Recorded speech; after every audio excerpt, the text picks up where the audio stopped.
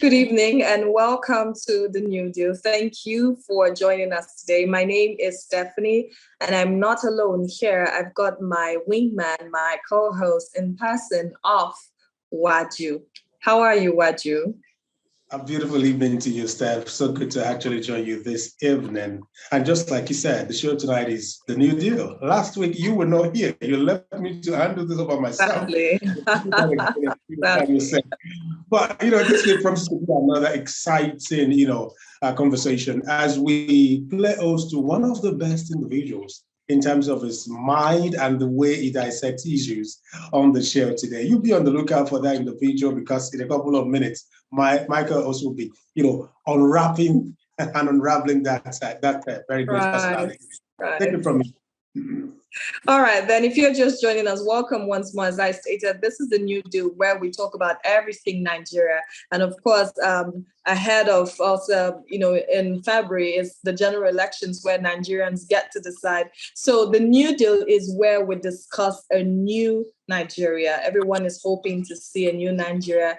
Everyone is really longing to see a new Nigeria. So here we talk it all.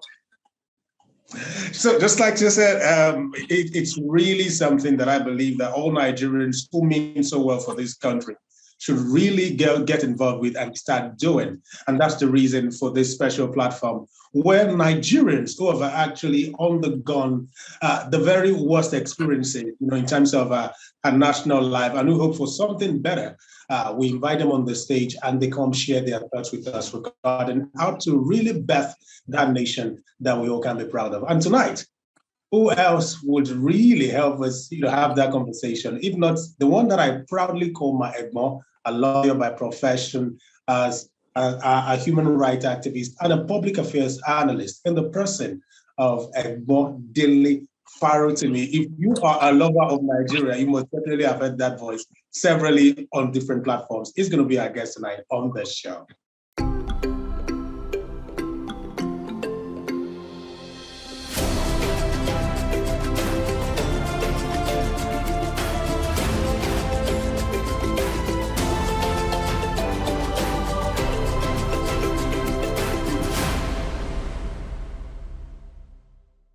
Good evening, sir, and thank you for joining us today. Good evening, Stephanie. How are you? Very well, thank you. It's a pleasure to have you on the show. Thank you for having me. Pleasure to be with you. Right. And just as Waju introduced you as someone who really loves Nigeria, I mean, right now it's the season where everyone is talking about what's to come in February. We've seen so much, we've had so much, we're all excited and we're anticipating. Well, let me say this first. Since Waju did a job of interviewing me and calling me names that I do not bear, let me quickly take them off my shoulder before somebody listens to him and take his words literally. I am no longer a lawyer. I do not practice law again. I was never a human rights activist. I don't accept that gap. Why should I be proving my humanity to anybody? So why should I need to prove my humanity to anyone? I might be a citizens' rights activist. That I accept. But human rights, I'm not one of them. Some people might call themselves that. I don't believe myself to be one. I'm passionate about seeing in Nigeria that has citizens, but I'm not a human rights activist. I'm a citizens' rights activist. Thank you.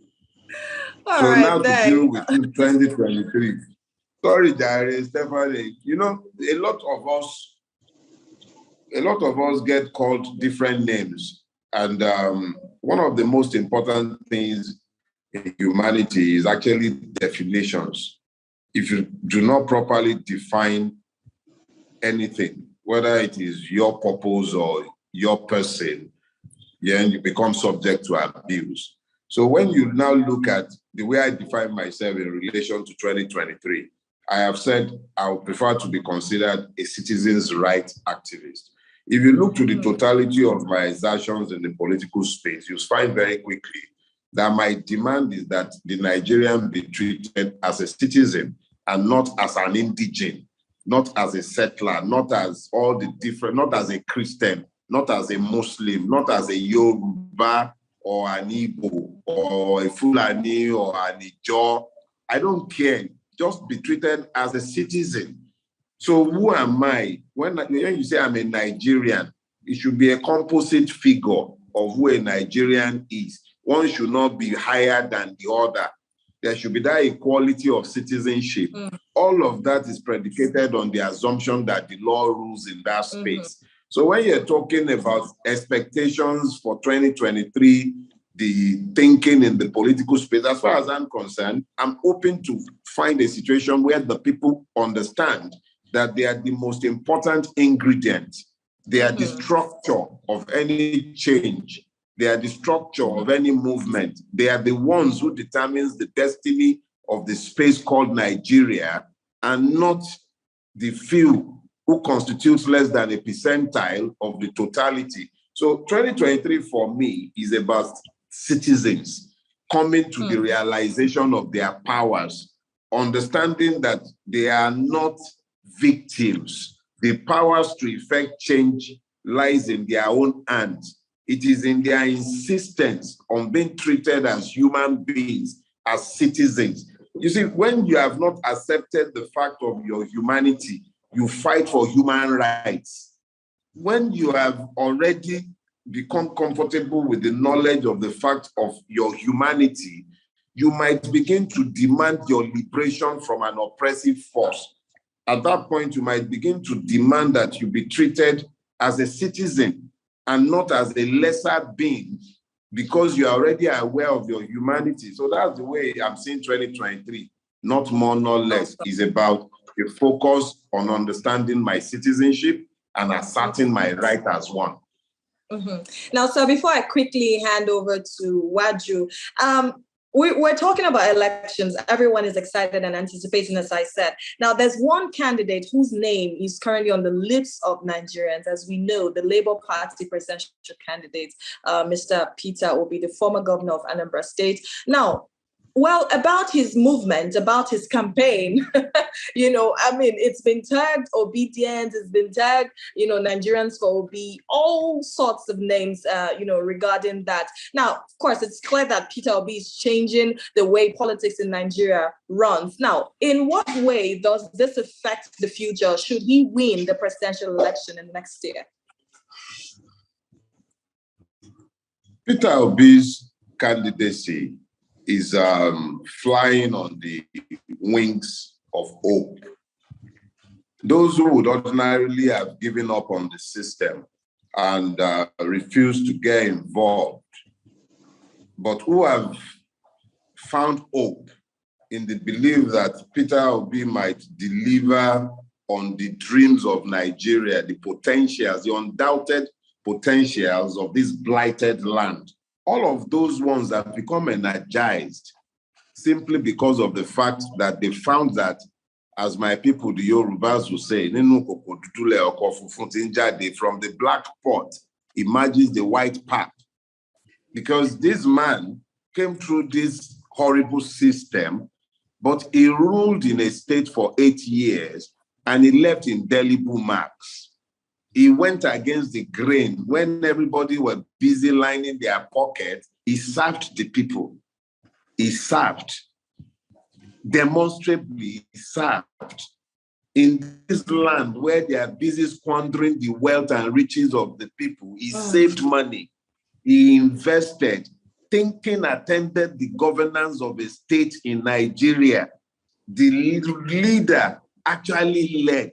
So, his candidacy has ignited popular imagination and struck a chord where people are thinking, maybe this is actually possible. That hope is what is propelling the candidacy. And people have caught fire simply because they believe in the possibilities of Nigeria under the rule of a man who appears to understand what he wants to do with power, and who has done it in the past, proven himself. It is unusual in this country of ours. A man ruled a state like Anambra for 8 years. He wrested powers from the Uba, and they think that one is a softie, somebody who can take power from the Uba. These were people who controlled Banuju Dinuju or whatever that one's name was. These were murderous people who killed Barnabas Igwe, the NBA chairman, I believe in Onitsha. Look, these were not easy people. Peter Obi fought them to a standstill, took over the state, made the state work to the point where people are clapping years after he had left. There is a basis to be excited.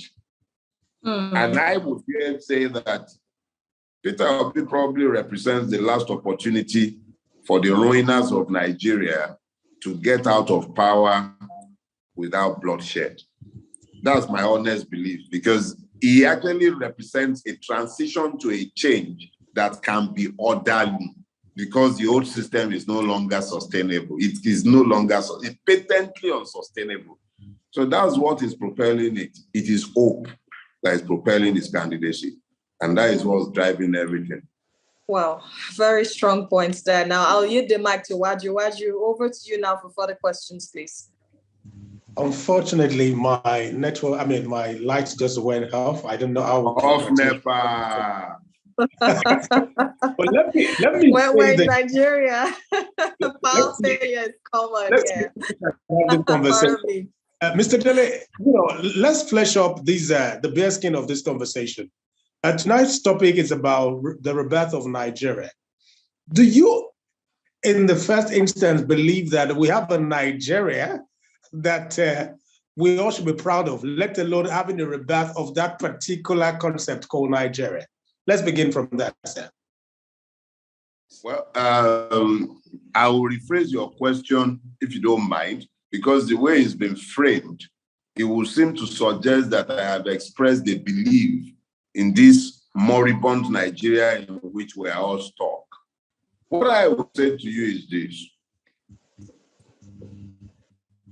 The audacity of a Nigeria that works for all is so scary that if one has any modicum of imagination, it becomes very attractive. But I am not fixated on the idea. If Nigeria can be made to work, it can be a superpower within 50 years. And that is not exactly a lifetime in the life of a nation. Nigeria can move to the first world, I repeat that without any hesitation, within 50 years on the back of selfless, visionary leadership, anchored to the rule of law. So it is worth fighting for, but it is not worth dying for. And I would explain myself. The Nigeria in which we currently live is an unjust, evil, and moral empire. It can be changed for the better, and it can be changed for good, but it is not worth dying for. However, the idea of it, if it can be fixed, it is one our children will be proud of and from which patriots can evolve. The one in which we live right now, which does not have citizenship for anybody, can hardly demand patriotism from the persons it has denied, to whom it has denied the rights of citizens. So I would be nuanced in my response. I am not fixated on the idea of Nigeria.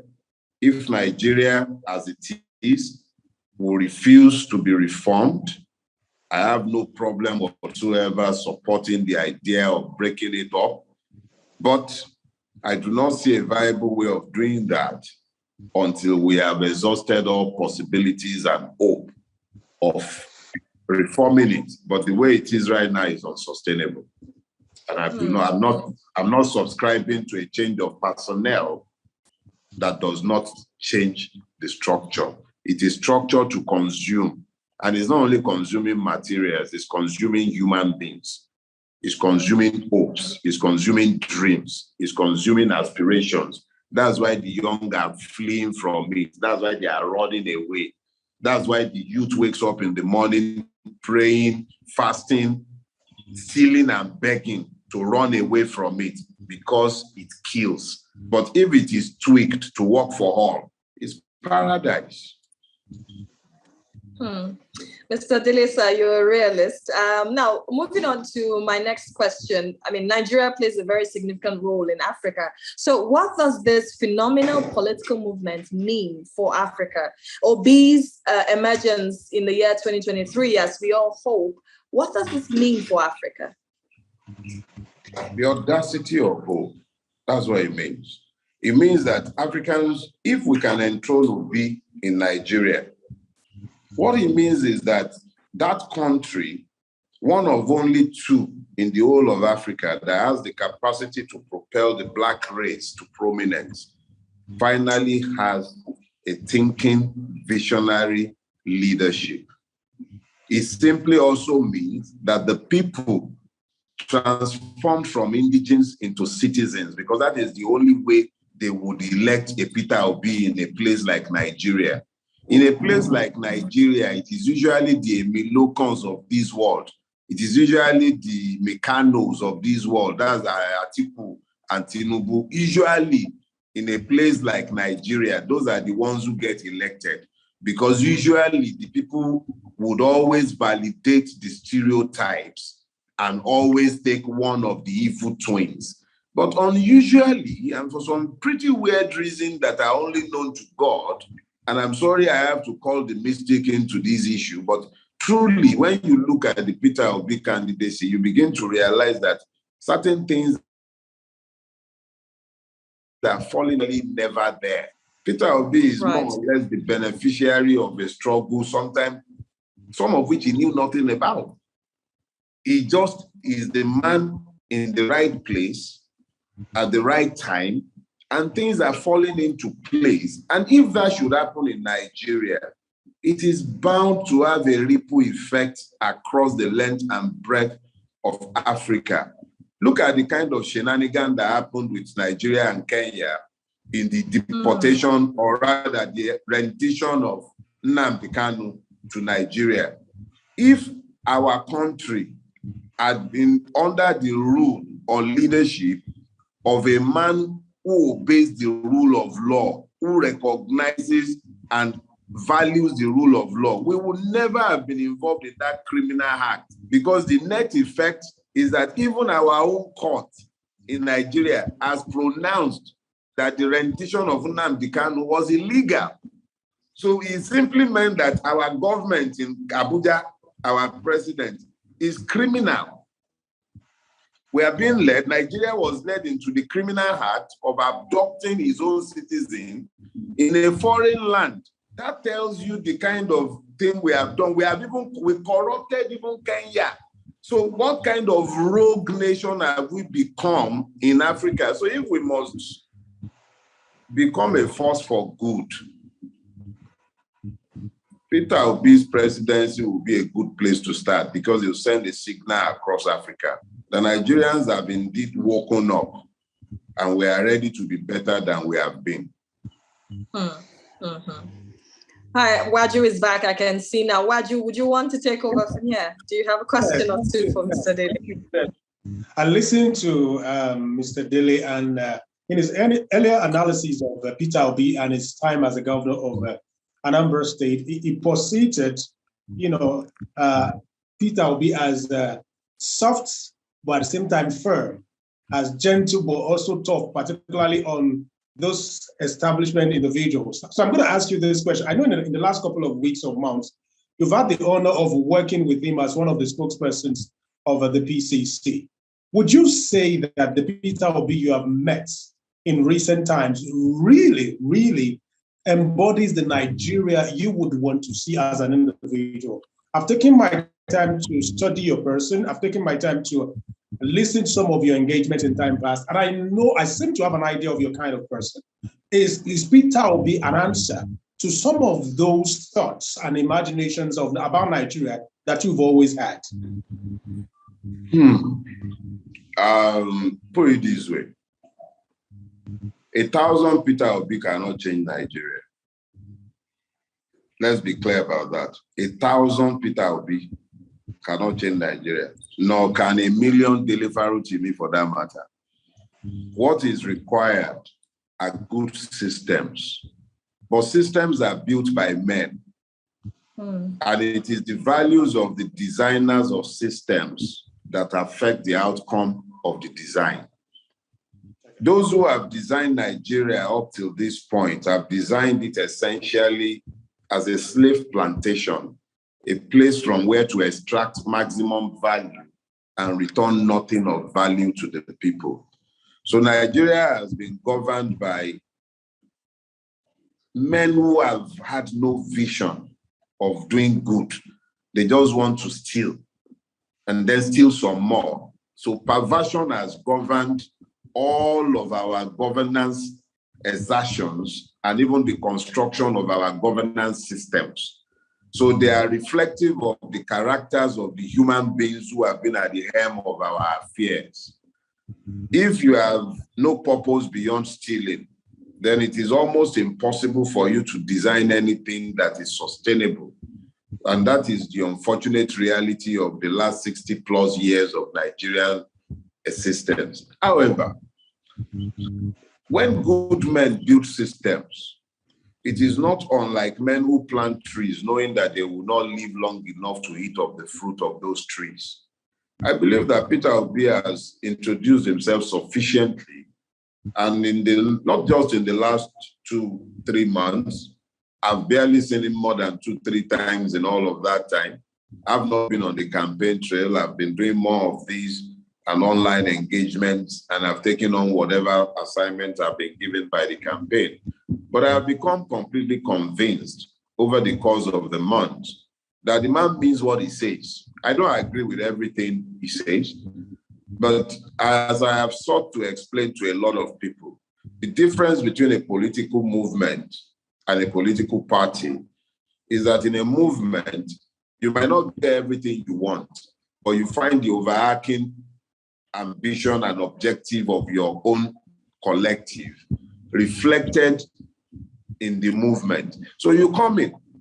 When we get to the point where we need to begin to deal with the nuts and bolts of governance, we might have differences in approaches. I am perhaps a little more fundamental in my demands in relation to restructuring, but I understand that it is easy to criticize. It is another thing to govern. He is a politician. I'm a critic. So the politician has to build consensus. And I have learned to respect the fact that fundamentally he's at a good place and it means well. Let's quickly take a break. After now, we'll continue with the conversation. Please forgive me for cutting to your flow. Thank you, sir.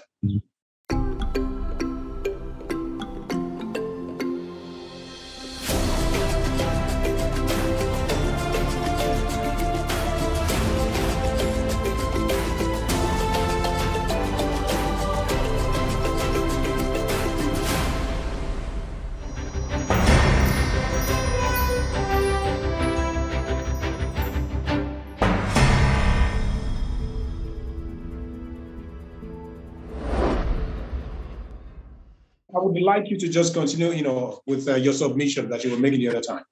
If we get our acts together, we should get our acts together, it becomes that much easier for us to become a force for good. If instead of dragging Kenya into our dirty work with Nnamdi Kanu, we were urging Kenya to expand the horizon of human rights in Kenya instead of dragging them into abduction. Imagine if we were helping them in Togo, in Benin Republic, all over Africa. If we were a force for good, it would only benefit Africa. That's my own belief. And I believe that we will see that in a Peter Obi presidency. I have one question for you, sir.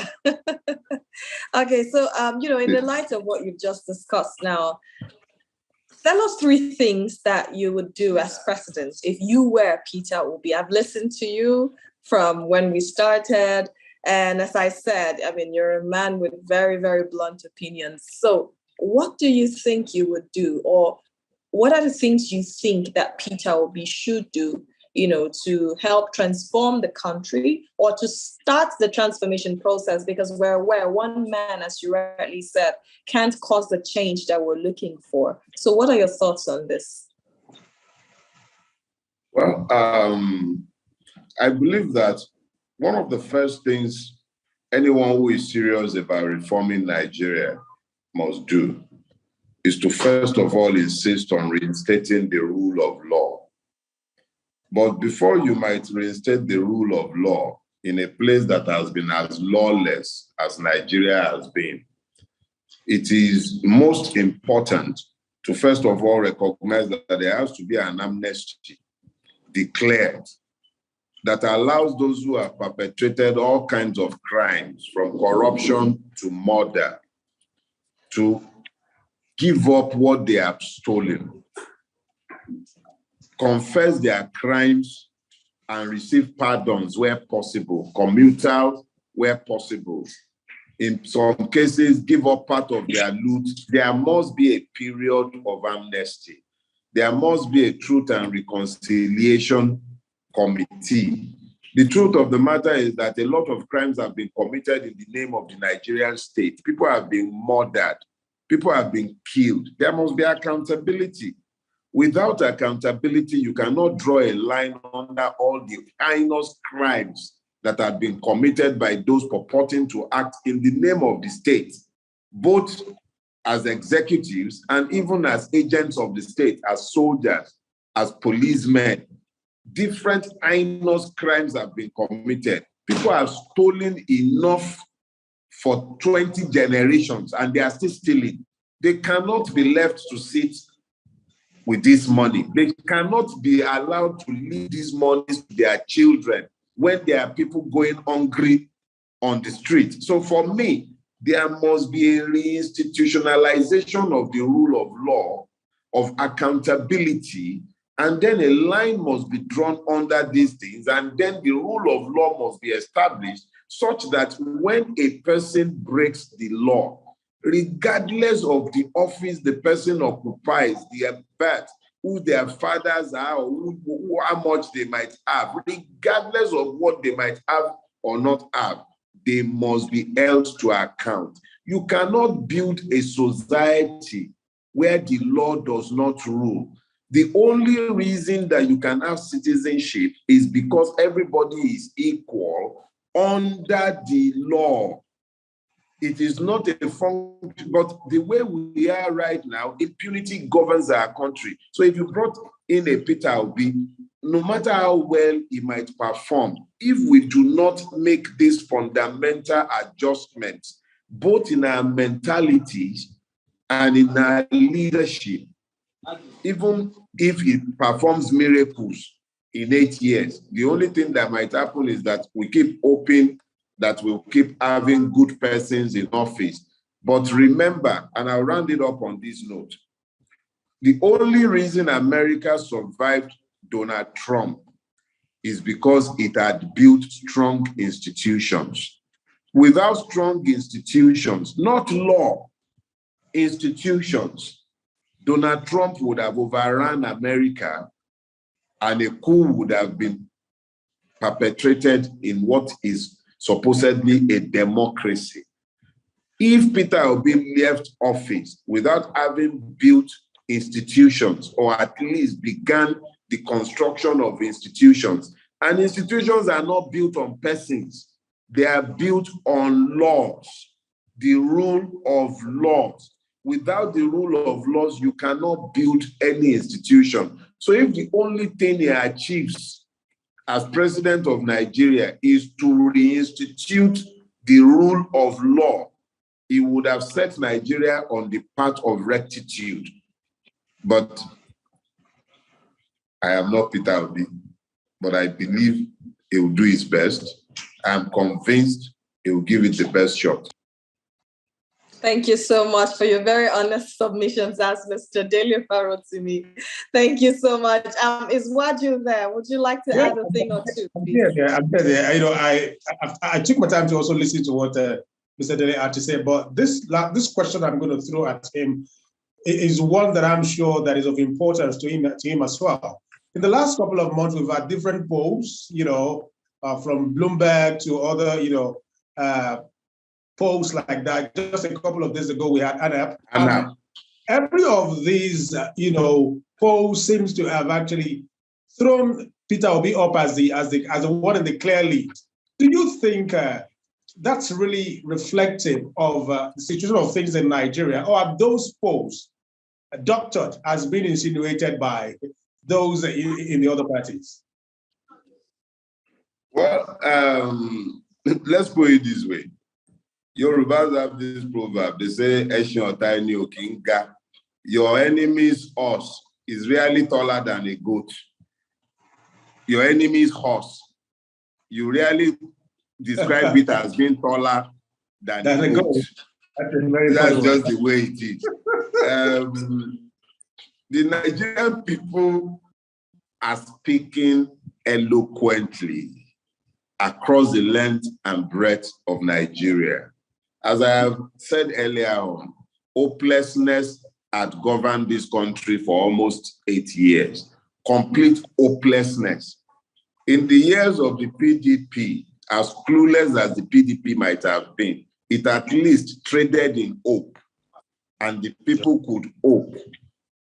But that hope has been evaporated, completely extinguished under the rule of General Buhari and his horde of locusts.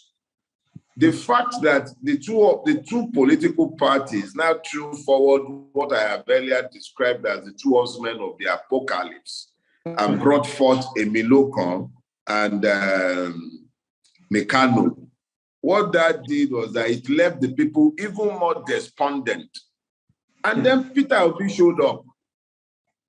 Peter Obi is the X variable, the one they didn't plan for or expect. They never planned for him. The assumption was that we will be snookered into a choice between stupid and evil. It was always going to be between Atiku and whoever the APC was going to throw for. The APC deliberately waited for PDP to confirm his candidacy before presuming to bring out his own. They never factored in an Obi candidacy or a movement evolving around his candidacy. The polls are not even reflective of the truth. See all those undecided. They are Peter Obi voters who are afraid of the consequences of confessing who they will vote for. They are Peter Obi supporters. What people do you expect a Danfo driver in Lagos to tell you he will vote for Peter Obi? How? You expect a civil servant in Lagos to tell you he will vote for Peter Obi? Do you want a market store owner in Lagos State to tell you he will vote for Peter Obi? He can't. The intimidation is real. So people will tell you they are undecided because they don't want to holler. They don't know who you are. You say you are a pollster, no problem. We don't know yet. So what you are seeing are people who are hiding their voting intention because of fear and intimidation. But nobody will follow them into the polling booth on that day. I am telling you without equivocation, I expect a Peter Obi landslide. And now, Mr. Dede, before I hand you over to Waju, I believe it's about time we draw the curtain now. One word for Nigerians in the build-up of the 2023 general elections. Well, what I can say to you is this. Nigerians need not be fearful about the 2023 general election. They should be hopeful. They should keep their hope, remain hopeful. However, be vigilant. Remain vigilant. Nigeria has been the business of a lot of people for a long time. The totality of their wealth, everything that sustains their lifestyle, comes from feeding fat on Nigeria. The Peter Obi candidacy, the Obidati movement, threatens their way of life, and they will do anything, including kill, in order to retain that power. We need to remain vigilant, but keep up your hope. There is a lot to be hopeful about, a lot. I believe we'll win. Over to you now, Waju. Take it from here. Before we call it a wrap on tonight's edition of The New Deal, Tonight's topic is all about the rebirth of Nigeria. Should Peter Obi fail to win the presidency, are you sure that we could still have the rebirth, or is it what you once described as a degeneration into anarchy? Is that what is being expected after now? Should he fail to win that election?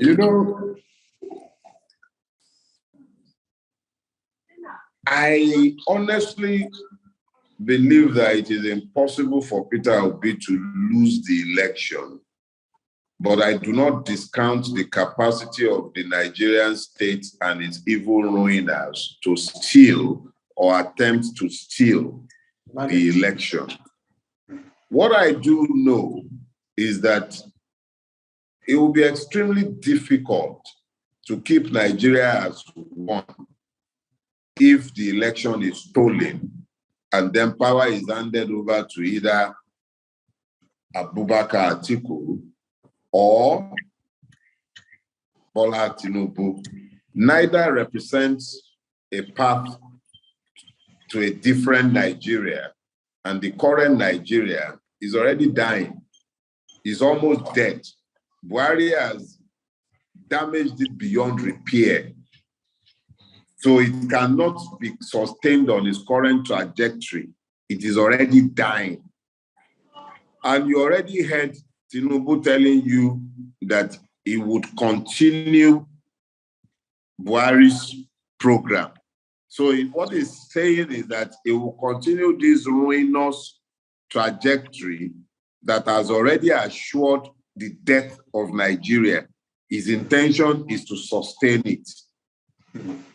Atiku has not proven himself capable of taking Nigeria in a direction that is any different from the one they are traveling right now, because you cannot divest him of responsibility for the emergence of the disaster that we are currently dealing with.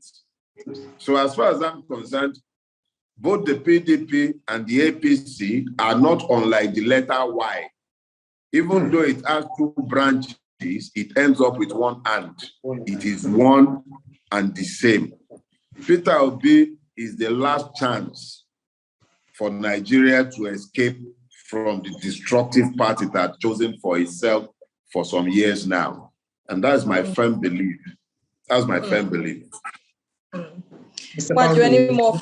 So much for being part of our show tonight. It's really been an informative and educative session with you. Each time you make yourself available, I have to learn one or two things from you, and it's always a privilege to really be under your tutelage. So thank you so much for sharing. Thank you very much for your time. All right, and enjoy yourself. Me, thank you so much for joining us, sir. Thank you.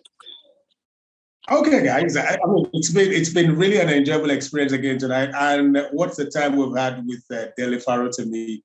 I mean, he corrected me when we started. He said he wouldn't want to be referred to as a lawyer again, even though he trained as one.